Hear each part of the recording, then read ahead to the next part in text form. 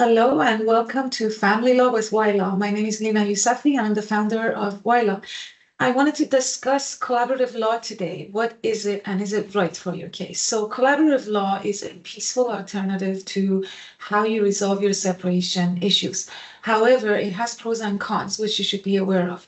First of all, consider that no matter how high conflict some cases are, statistically over 95% of cases settle at some point and they don't end up in trial. So a lot of our clients think that because their spouse is unreasonable, they're never going to settle and they have to go to court. But it's just not the case. With proper negotiation, you could settle. Now, collaborative law is a process where you and your spouse and your lawyers commit and promise that no matter what, you won't go to court. So all the conversations that you have are confidential.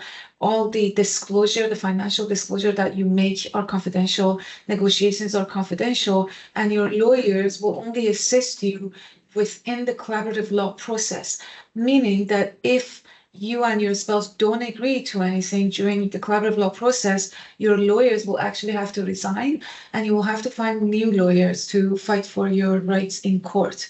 So collaborative law is right for people who want to be in charge of their future.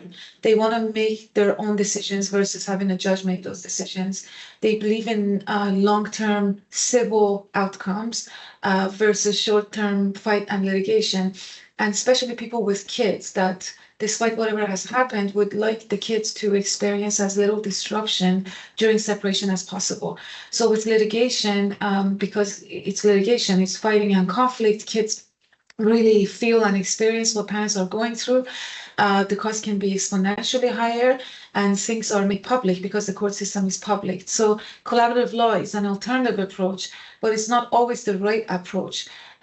Situations where it doesn't really work out is when you're in such an abusive relationship that you just know that you're not going to settle. Situations where it could be a waste to go through the whole process and not agree and have to start it right back over, and situations where you're going to need a judge to make a decision on your behalf because you really can't agree. I think my point is, don't make that assumption yourself. It's always best to have your case assessed by a family lawyer to be advised of what the right approach is. Sometimes it's collaborative law, sometimes it's litigation, sometimes it's mediation, sometimes it's arbitration, sometimes it's settlement conferences. So it's just good to know what works best for your case and what the options are and what the cost consequences are. I hope you found this useful. If you have any questions or comments, please call us at 604-974-9529 or email info@ylaw.ca. Thank you.